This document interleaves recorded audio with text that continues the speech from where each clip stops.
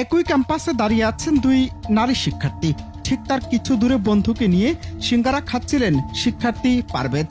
হাসিখুশি পারভেজ সবসময়ের মতোই আশপাশে তাকাচ্ছেন আর হাসছেন আর গল্প করছেন। এর মধ্যেই চোখে চোখ পড়ে ওই দুই নারী শিক্ষার্থীর মধ্যে একজনের। এটি বাধে বিপত্তি। পারভেজের হাসির বিষয়টি ভালোভাবে না নিয়ে সোজা ফোন করে বসলেন তার প্রেমিককে। একরকম বাঘের গর্জন নিয়ে এসে প্রথমে কথার কাটাকাটি, এরপর প্রেমিকাকে খুশি করতে ছুরি দিয়ে পারভেজের হৃৎপিণ্ড করে দেন 2 খণ্ড। কি নির্মম ইতিহাস!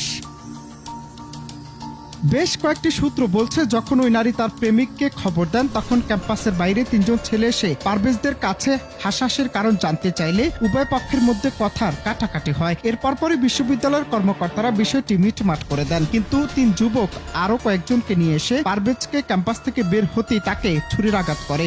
একাধিকবার আঘাতের ফলে মাটিতে লুটিয়ে পড়েন পারভেজ। এর একটি সিসিটিভি ফুটেজ ছড়িয়ে পড়ে সামাজিক যোগাযোগ মাধ্যমে। বেসরকারি প্রাইম এশিয়া বিশ্ববিদ্যালয়ের শিক্ষার্থী ছিলেন পারভেজ।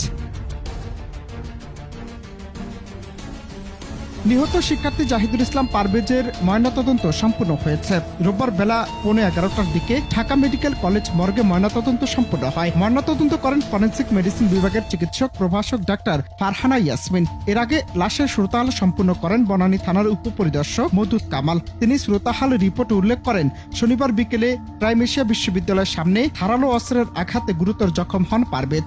পরে বন্ধুবান্ধবরা তাকে উদ্ধার করে কুর্মিটোলা জেনারেল হাসপাতালে নিয়ে গেলে চিকিৎসক তাকে মৃত ঘোষণা করেন। তার বুকের বাম পাশে জখমের আঘাত রয়েছে। নিহত পারভেজ ওই বিশ্ববিদ্যালয়ের টেক্সটাইল ইঞ্জিনিয়ারিং বিভাগের 223 ব্যাচের ছাত্র। তার বাড়ি ময়মনসিংহে। ইতিমধ্যে এই ঘটনায় 8 জনকে আসামি করে মামলা করা হয়েছে। পারভেজের ভাই হুমায়ুন কবির বাদী হয়ে বনানী থানায় মামলাটি দায়ের করেছেন। মামলায় বিশ্ববিদ্যালয়ের এলএলবি ও ইংরেজি বিভাগের 3 ছাত্র ছাড়াও আরো 5 জনকে আসামি করা হয়েছে। পুলিশ বলছে বিষয়টি নিয়ে তদন্ত হচ্ছে এবং জড়িতদের গ্রেফতারে অভিযান চলমান রয়েছে। এছাড়াও পারভেজ হত্যা জড়িতদের দ্রুত গ্রেফতারে বিক্ষোভ মিছিল করেছে কেন্দ্রীয় ছাত্রদল। পাশাপাশি ছাত্রদল নেতা হত্যায় ক্ষোভ প্রকাশ করেছে জাতীয়তাবাদী দল বিএনপি।